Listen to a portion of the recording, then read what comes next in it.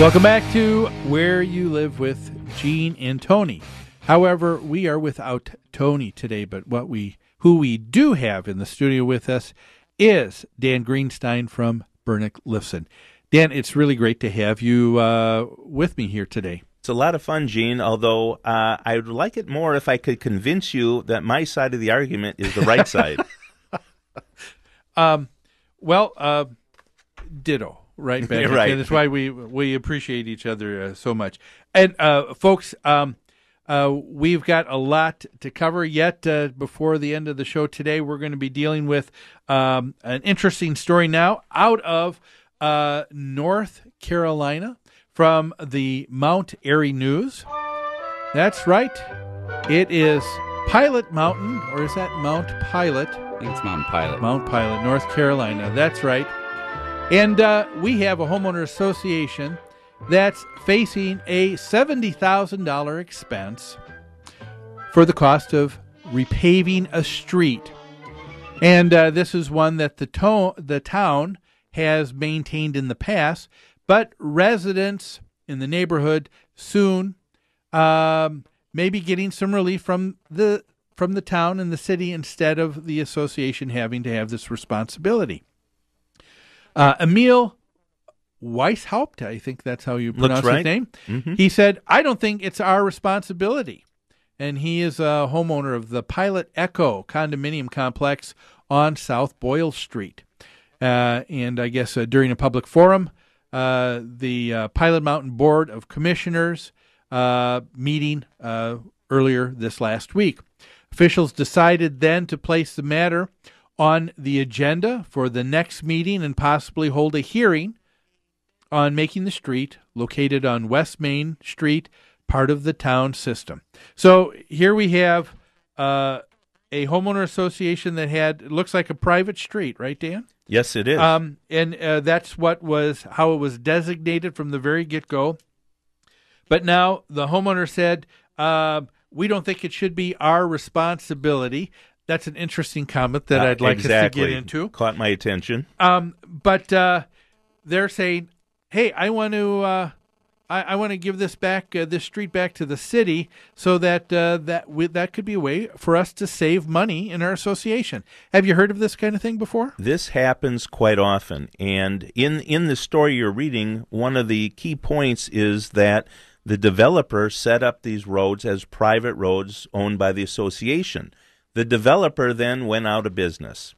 So that happens here many times. I've seen this happen very often where roads are part of the association, and lo and behold, down the road into the future, the association no longer wants to maintain the roads. Yeah. They contact the city and say, "City, will you take over these roads and you can maintain them?" Now, of course, the city, if they do so, they are going to tax the residents for that cost. The city is not going to lose money on taking over private roads. Well, that's the first thing that came to my mind. So when you hear this homeowner who says, "We don't think it's our responsibility," they're not getting out of this by going to the city. No, first of all, I'm almost certain it is their responsibility, because otherwise it wouldn't be an issue for the city to consider. In other words, if they were municipal roads, the city would be maintaining them now. They have to be designated as private roads, and I think the article even says in the past the association has maintained the roads and spent money on the roads. So clearly the roads are owned by the association. So I think, if I'm not mistaken, this goes back to my real estate class with a lot of towns and municipalities. When you have a public street, that public street is actually going across an individual's private land that they own. And so all that you are, when you have the city involved in assessing you on your property taxes, they're assessing you for improvement on your land to the road or the sewer system or whatever it is that they're putting in for utilities. That's right. And that's why it is your responsibility, because it's your property. Exactly. And of course, we all know the city will have special assessments to pay for road improvement or road maintenance. And I'm not sure if it would actually save this association money if the city took over the project. It may allow them to pay over a longer period of time than paying a vendor for the work directly, but ultimately I don't believe the city's going to be any great deal for them in terms of the cost of the maintenance. Yeah, I think so too. Some of the things that people don't understand when they ask this question, hey, can't we just give our streets back to the city? They don't realize that one of the reasons why the city is not interested in them is because they don't meet code requirements for all the other streets. That's exactly right. And I'm willing to bet in this particular situation where the developer had struggled and is now out of business, I'm willing to bet those streets were not built to the city's specifications in terms of width, perhaps in terms of depth. When a developer builds a private roadway that the city is not going to maintain, the standards are much looser than the standards the city will require.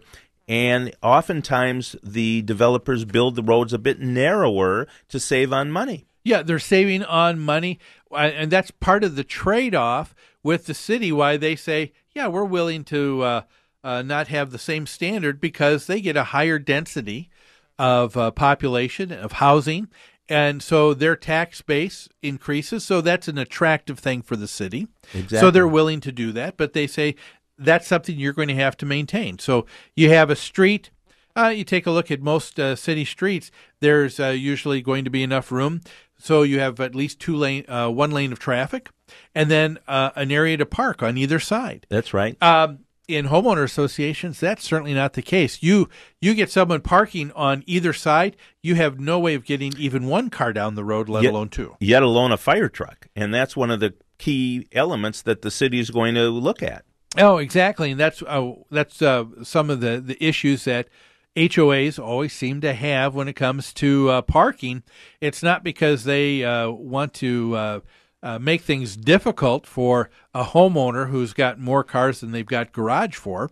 But you're talking about an emergency situation of fire or ambulance, and you would be getting in the way of someone's life if you didn't adhere to some sort of parking restrictions. And that is true. And, I'm sure many of the listeners, as well as Eugene, have heard the complaints in many associations where parking is a hot-button issue because there aren't enough places for guests or residents to park their cars. And, you're a developer. You're going to build a townhome or condominium association. The more units you include in on the land, the more money you're going to make in that project. So what do? Do you put extra parking in, or do you maximize the number of units you can build on the land? Exactly. That's what happens, and that's why so many associations don't have enough parking. Yeah, there's economic realities that people haven't understood.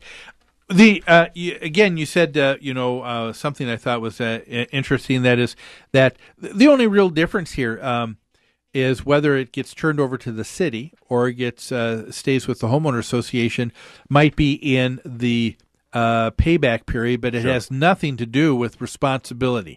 A homeowner is going to have to be responsible, where a street goes by their home is going to have to be responsible for being assessed for the care and maintenance of that road.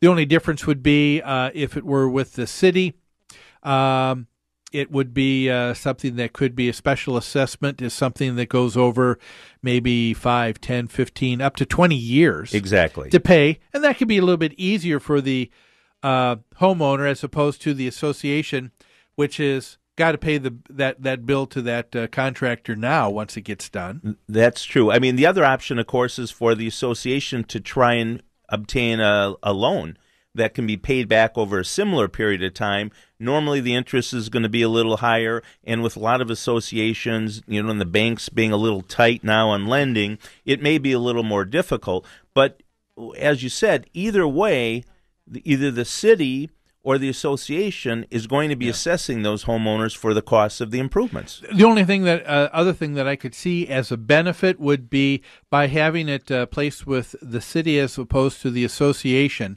If you have a bankrupt homeowner, a foreclosure, instead of the association possibly losing the collection of all of that money because they lose out in foreclosure, if it's with the city, it stays with the property tax, and the next owner is going to pay it when it gets when they pick up that property. That's a good point. Eventually, it will be paid. Yeah, and so that's one of the things that to me is one of the reasons why when we take a look at stories and the authority an association has for collecting, it's why I guess I don't like to see any kind of conditions put on an association that limits their ability to collect the money, because in the long run, it's still hurting all of the other homeowners when they can't collect money, because that means that the other homeowners have to be turned to make up that difference. That's correct.